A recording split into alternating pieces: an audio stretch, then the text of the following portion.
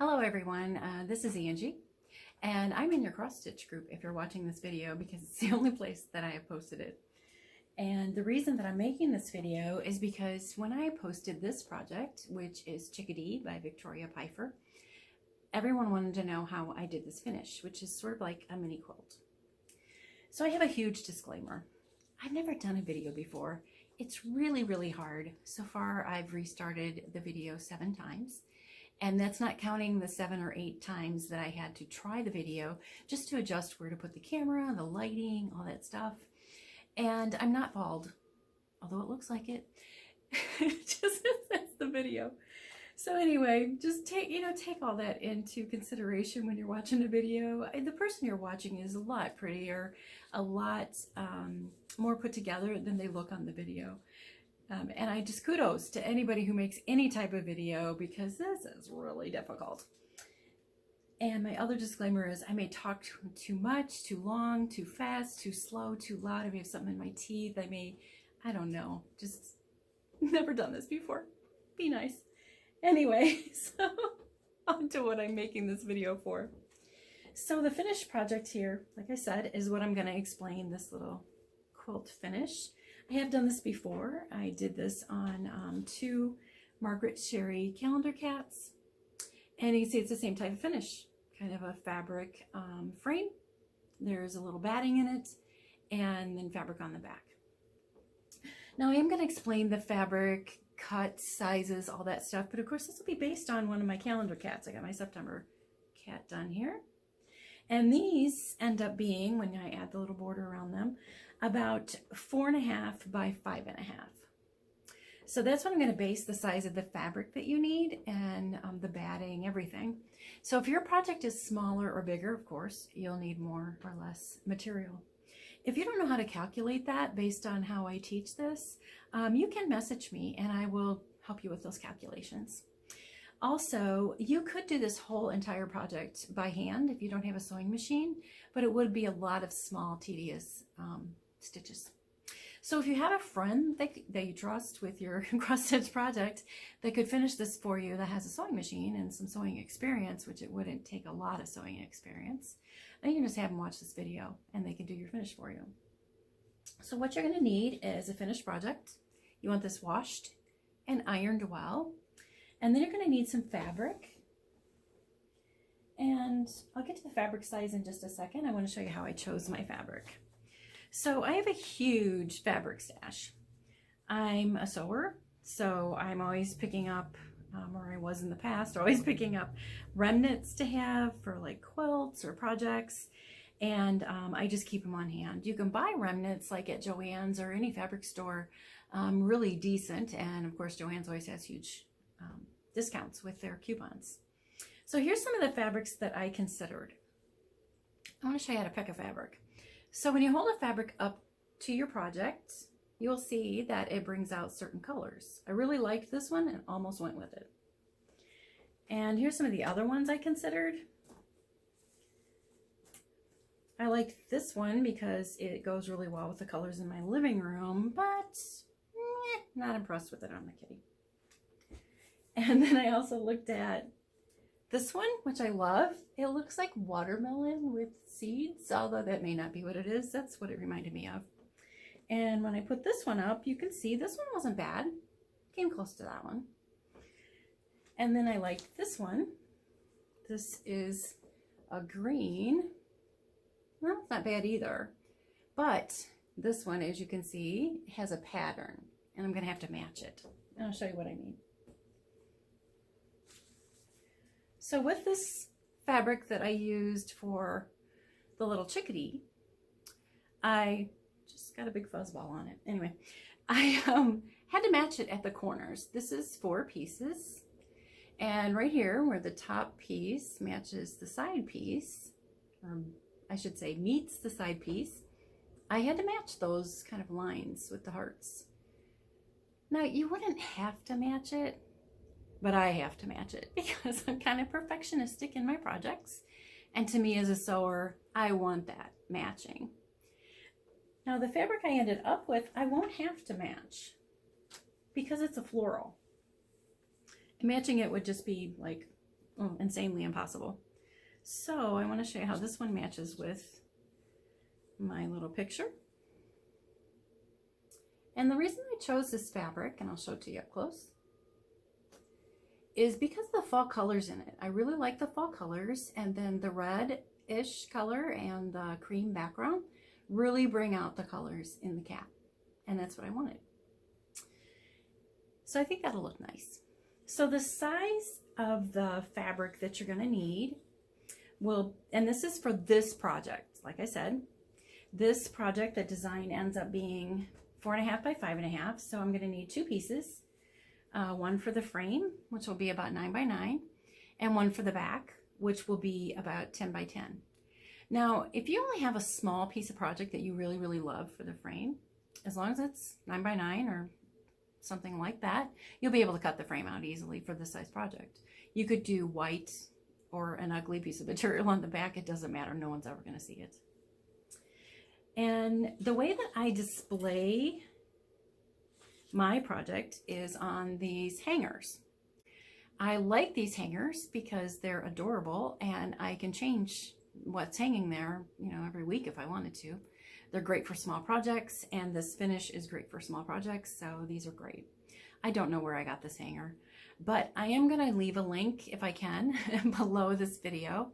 If you don't see one there, you can look at my post where I posted the original project on our Facebook group, because down in the comments, I did post a link to similar hangers. To me, they're a little pricey. I don't feel like paying $5 for one of these little hangers because I'm cheap. But if you didn't want to use these, you could just sew a hanger on the back of there, like a pop top. It can be a hanger, or you could sew a piece of string across there to hang it, and you could hang your project directly on the wall, which I may do that with some of my future ones. So the things that you're going to need for this project are your finished project, of course, your finished cross stitch, your fabric. You're going to need some way to mark your fabric. Now, the marks we're going to make will not show, but just in case, you still might want to use a pen like this. This is one that washes out, or there is a purple version that fades out. I have used these on my project a lot. They really do wash out or fade out like they're supposed to. And on the fade out one, if it's not fading out fast enough for you, or you don't think it faded out enough, you actually can just run some water across it and it will disappear. But like I said, most of the marks I make on my project are not going to show because they're in the seam allowance, or they're going to be cut off. You know, they won't show. The other thing you might need is trim. And I want to show you some of these cool trims. You can see on this one that I used sort of a crocheted lace. And you can do it around the frame like this. You could add it on the edge. I hand sew those on afterwards. But there is some really cool laces out there. And also dots, I guess. I don't know what you would call them. I guess little pom-poms. So these are tiny little pom-poms that are red. I won't be using those today. And here's some that are beige. These are from Lady Dot Creates, and they're hand dyed, and they're just adorable. And she also has really cool laces. So this is the lace that I did use, and I believe it's called Vintage. I used on the bird, the chickadee. This one is called Dirty Face, which I absolutely love because it's dirty. Reminds me of Pigpen. And this one, I believe, is called Buster Brown. He's a brownish one. I just bought these to have on hand for projects, and I got them all on Lindy, L-I-N-D-Y, stitches.com. That is a site that I love. Not only does it have quirky cross stitch patterns, it has some in PDF, and maybe they're all in PDF, and it also has finishes. And some of her projects are available in a complete kit, which, you know, includes everything you need. She has adorable stuff. And she is my daughter. But I do love her stuff anyway. So one of the first things we're going to do, oh, I forgot to show you the batting. I'm using, and you're going to need batting, just a small piece, the same size as what your project's going to end up being, so approximately like 8 by 8, something like that. I'm using cotton batting, but you could use any kind of batting. You could use felt in between there, or flannel instead of batting. It just gives it a little bit you know, of cushiness to it. It doesn't have to have cushiness, but I like it that way. And I'm only using cotton because it's what I had. So what I'm going to show you is the first step after you have washed and ironed your project and ironed your material. So let's go with that. So the first thing I'm going to do is to mark the middle of my project. So I'm going to do the middle based on that little stitched frame. Which I'm opening up the pen I just thought I showed you that I bought. Oh, by the way, these pens, these washable or wash out and fade out pens are $7.99 at Joann's. I about fainted. I think they used to be like $3.99. But anyway, make sure you have a coupon. That's ridiculous. So I'm going to measure across here. And it looks like it's about, of course it's never something even, about 4 1/4. So we're going to go 2 1/8. So I'm not going to be super perfectionistic about this. I'm just going to go, yeah, it looks like it's about that line. And then down here, this is a ruler that we use for cutting things for quilting. This mat I'm working on is a quilting cutting mat, and you may want to have this mat, these 3 things, and a cutter, because they just make it super cinchy easy. But don't go out and buy those if you don't have them. I mean, you can use a ruler or something else. So I am just looking at the line in the cross stitch, and I'm laying it across there, kind of watching that I'm on the same line all the way across, because of course, depending on how you pulled it and ironed it, it's not completely straight. And then I'm going to mark the bottom. And then we're going to go the other way. So this is 5 inches. So we're going to go at 2 1/2-ish, which is this line. See, I'm making my marks way out on my project because I'm going to end up cutting that off. And then I'm going to follow that line through.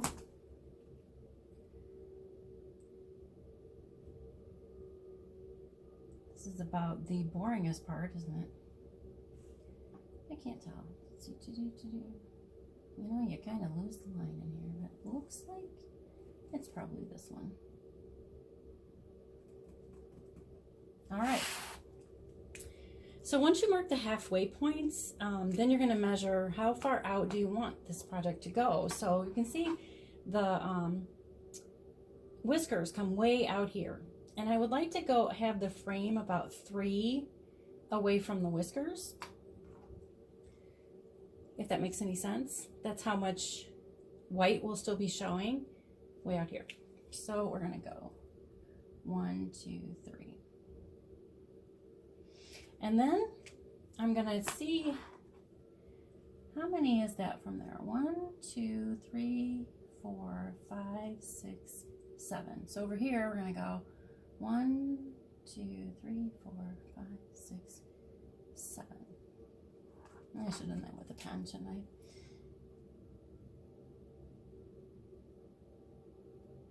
So that's a little tedious, but we want to do the same thing at the top and the bottom.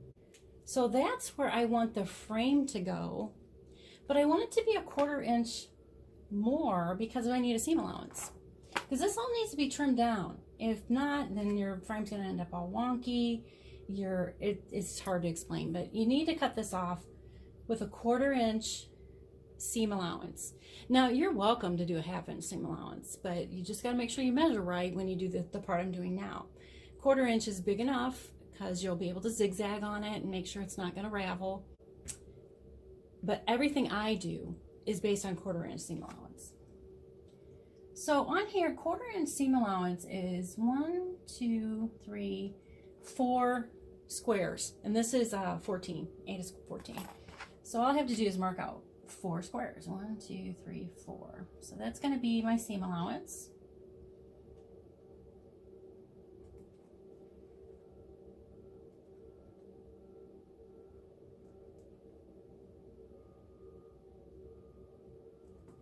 So you can see I marked the seam allowance all the way around. Now the next part I think is the hardest part. because you're gonna trim it off. So you just want to be really careful.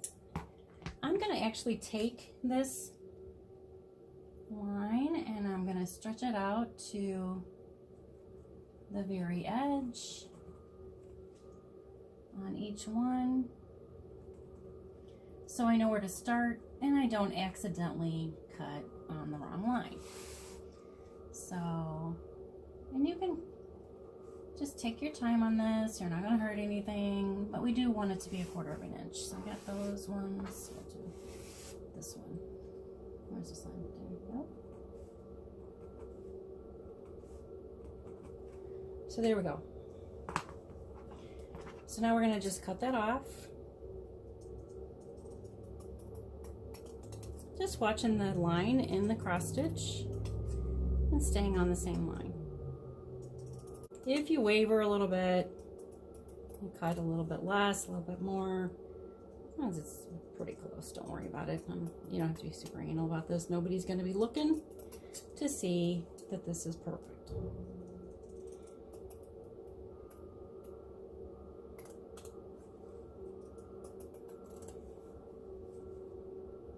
Sometimes I think we get to be a little too perfectionistic.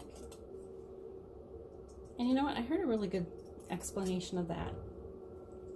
Why we're perfectionistic. I love this. I don't say I marked the wrong one here, so let's get that right.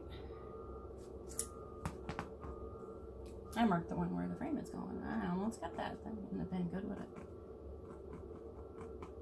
Okay. So that explanation of why we are perfectionistic. If you're not a Christian or you don't believe in God, you can just fast forward right now. But, you know, we all started out in the Garden of Eden, where it was perfect. Everything was beautiful. Plants were beautiful. Everything was perfect. And after Adam messed everything up, well, I won't blame it on Adam. It was Eve that started it. But after they messed it up, we still have in our DNA and in our hearts an urge for perfectionism.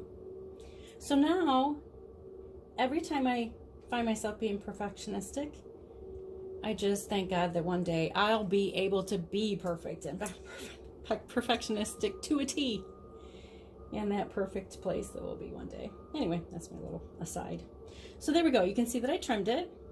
Now I'm going to take this to my sewing machine. I'm going to zigzag all the way around. I use semi-wide zigzag. I don't want it to go, you know, beyond the 1/4 inch seam allowance, because then that would show on the frame. But I'm just going to zigzag it all the way around, and I usually do it twice just to make sure it's not going to ravel. Although, you know, it's going to be inside the quilt, it's not going to be shifted around a lot. Once might be enough. So I'll be right back. So here's what my project looks like now that I have it zigzagged. And I do apologize if you can hear some beeping in the background. It's because the road people decided to come and do something to the ditches outside my house all of a sudden. You can see that I zigzagged it right at the edge or over the edge, and I did go around it twice. So the next thing we're going to do is determine how big that I want the frame to be, and then I'll cut it. And I do this in this order because, you know, once you have the project cut and everything, to me it's just too much to think about ahead of time. It's easier just to measure on here and get it done once I got it there. So my frame is going to be this material. So the first thing I want to do is to cut off this salvage part here. That's going to, you know, I don't want that to be in my project. So I do really love this cutting because it's precise and quick.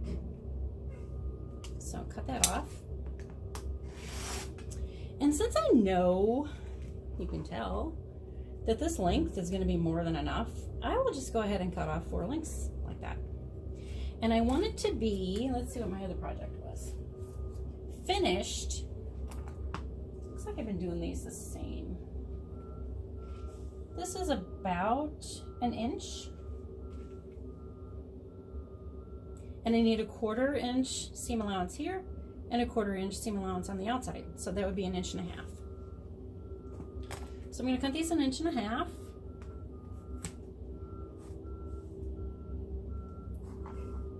And I won't make you watch me cut every one of these. obnoxious. That looks about right. No, it doesn't. It's hard to see. There we go.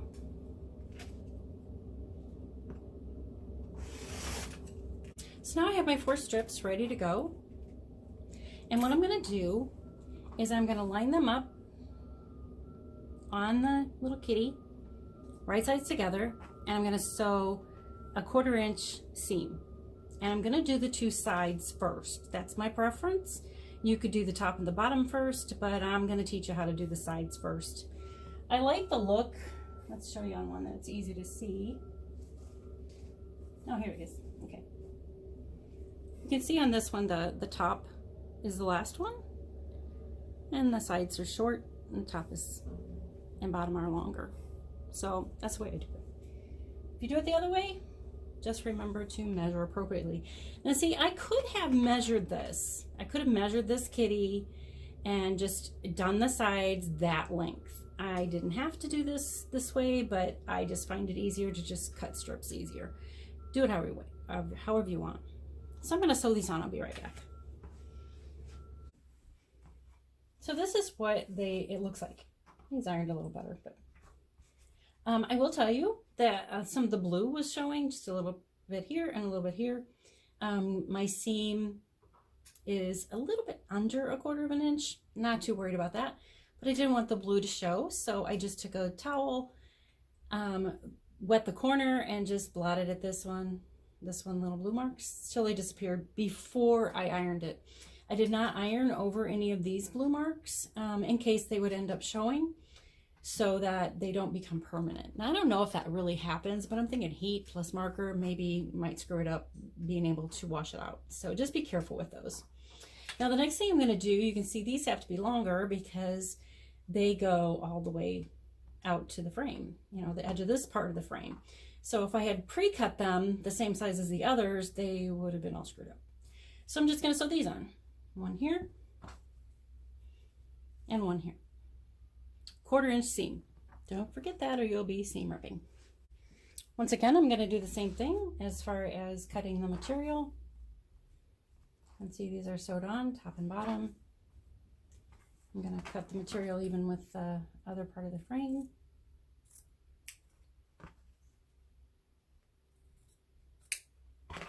And iron them. So here's what it looks like. And you can see that there's a little bit of wobbliness to the whiskers of the cat, and that kind of brought me to explain something to you. So when you have your project in the frame and you stitch something like that, that's supposed to be like a straight line, when you put it on a regular frame, you get to pull the cross stitch project tight, so those would go back to a straight line. But on this project, you know, there's nothing pulling this. It has to be all in the ironing. And although I did the best I can, his whiskers are still a little wobbly. Also, you may notice that this is a little wobbly, not straight here. I don't know what happened there. Maybe tension, maybe who knows. So I'll just straighten it back up this way.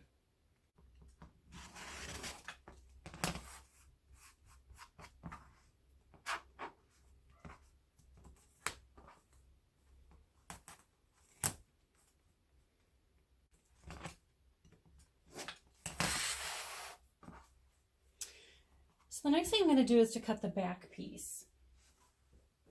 Now this is tricky just because you have to be careful. You don't want to cut your project. So I'm going to place this on here. I'm going to match it up to the edges. There we go. Cool. And I'm going to use my trusty little tool here to cut it. So I'm putting this on the edge of the project to kind of protect it.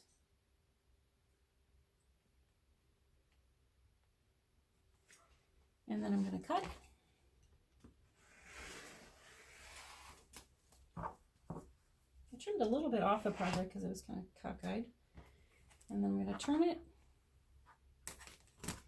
And see, this will protect it. I won't cut the project. You could also mark this if you don't have a quilt cutter and cut it with scissors, or measure it and just cut that size of the square. So here it is. You can see I have the front and the back. Now next we need to cut the quilt batting. So if you, like I said, you can use felt or flannel to be a little padding in there. You can leave it out completely if you want. You want to stretch the quilt batting a little bit so it doesn't have any lumps in it. And I will tell you, once you cut this quilt batting, sometimes it stretches. No big deal, you just trim it back off. So make sure this is not underneath there. That would not be good. And I'm going to cut this quilt batting to match the backing more or less.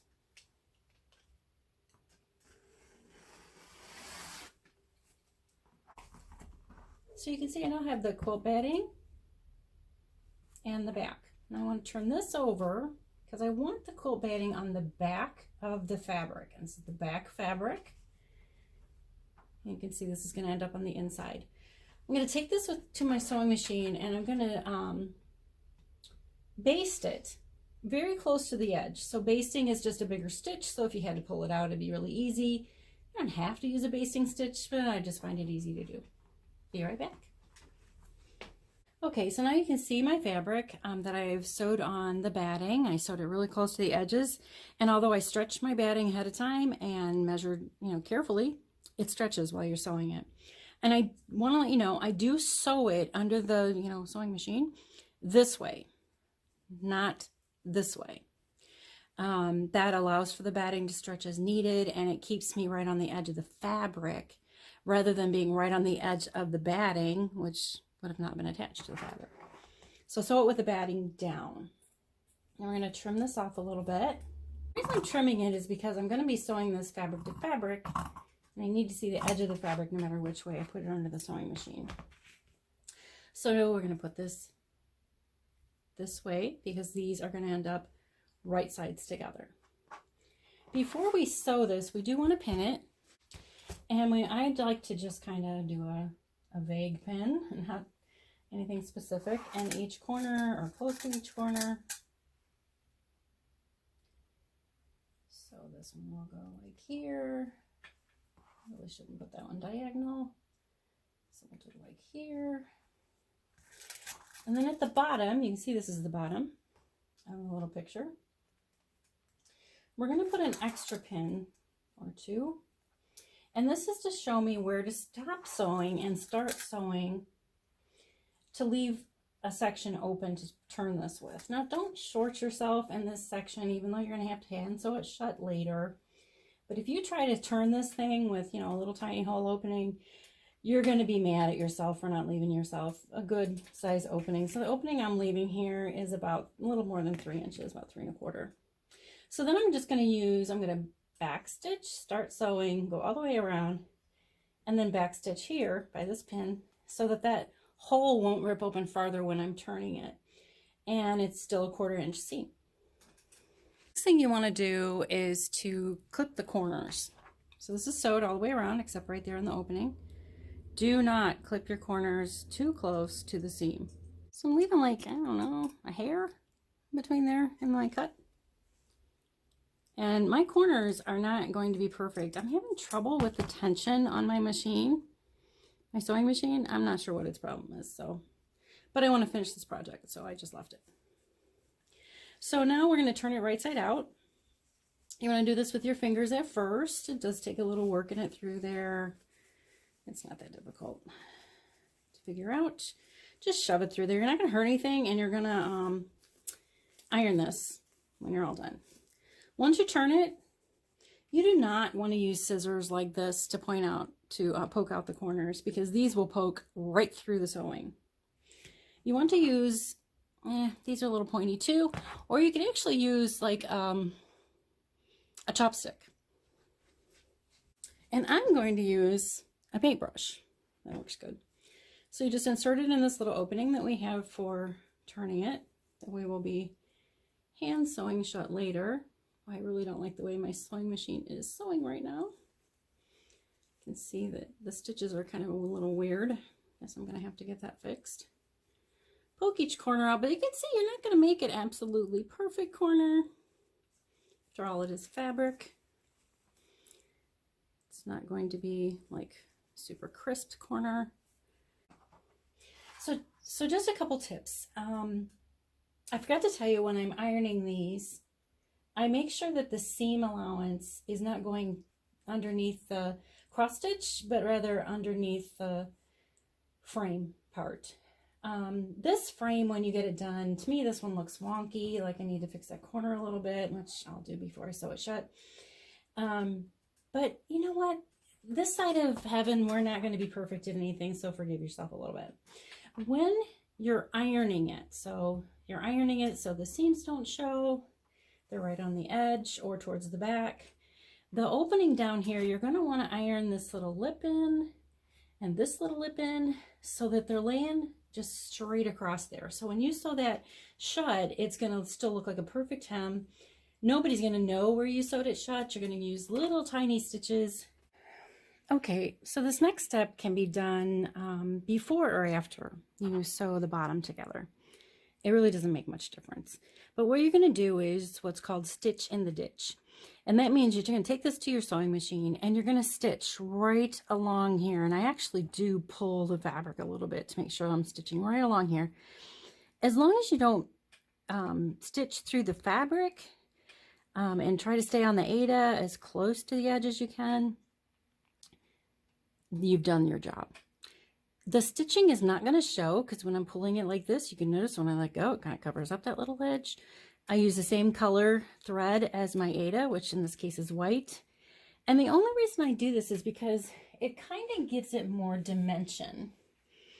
You can kind of see how it kind of pulls the Aida down and makes the frame kind of look 3D, maybe. You can see that on the back. I don't know, it's optional. You could leave this stitch in the ditch off if you like. So here's what this will look like.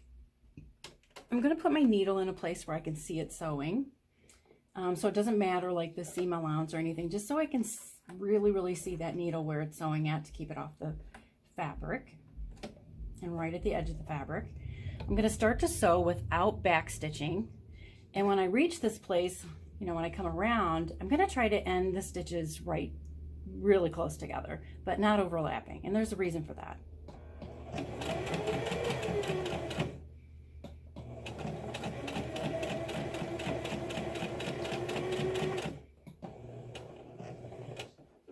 So I'm careful when I get to the corners.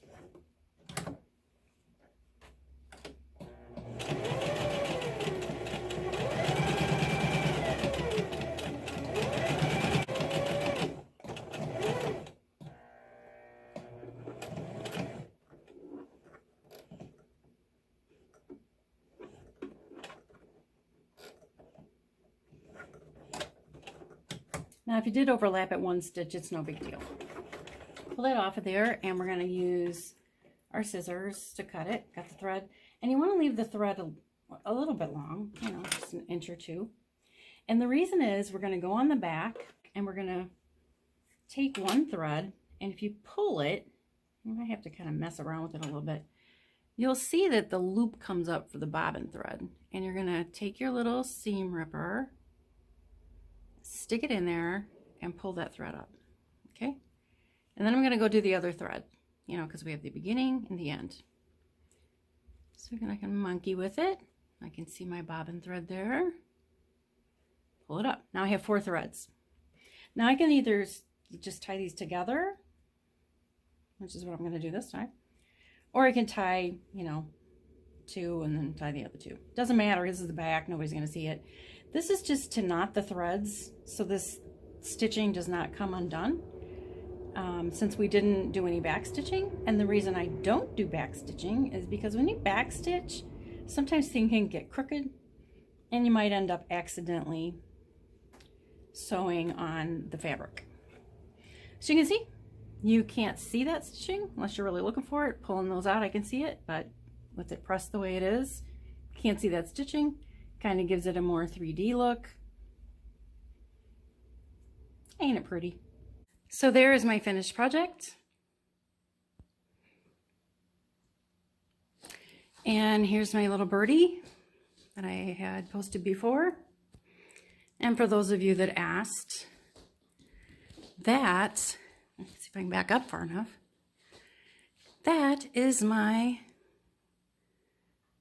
ladder that I decorate.